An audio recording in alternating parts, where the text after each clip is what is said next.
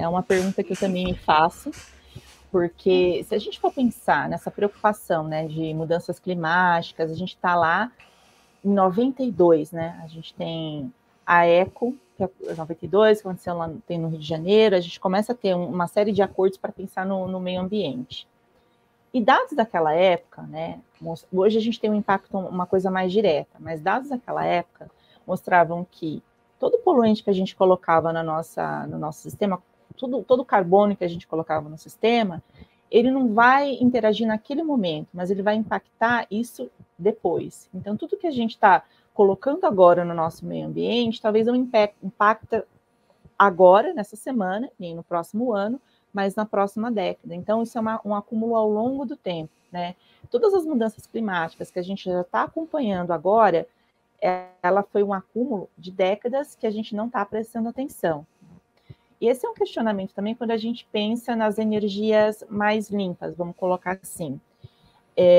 Um dos principais, lá na década de 90 já, um dos principais países que estavam lá poluindo o meio ambiente eram os Estados Unidos, né? Então, por conta de combustível fóssil. De 90 para cá, muita coisa mudou em relação a esses combustíveis. A gente tem que começar a integrar as novas formas que a gente tem de baterias, carro elétrico, esse tipo de coisa.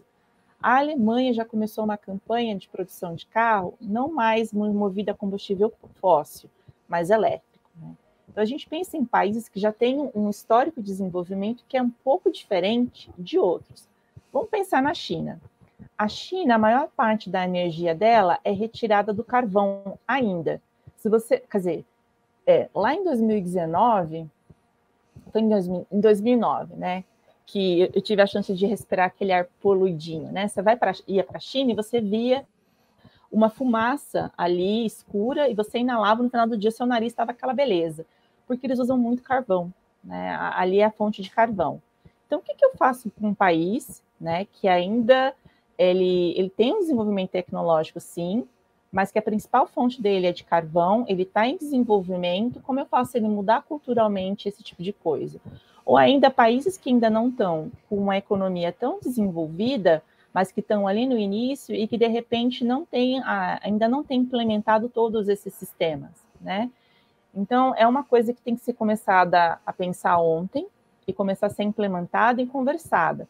Mas os países que a gente chama, né, não usa mais esse termo, acho que os países em desenvolvimento, mas vamos pôr desenvolvimento ainda econômico, eles ainda não alcançaram essa coisa de você ter uma energia mais limpa, ainda é um processo. E aí entra os vários debates e as várias coisas relacionadas. Tá, isso é necessário, mas e a economia? Sempre eles colocam a economia, né?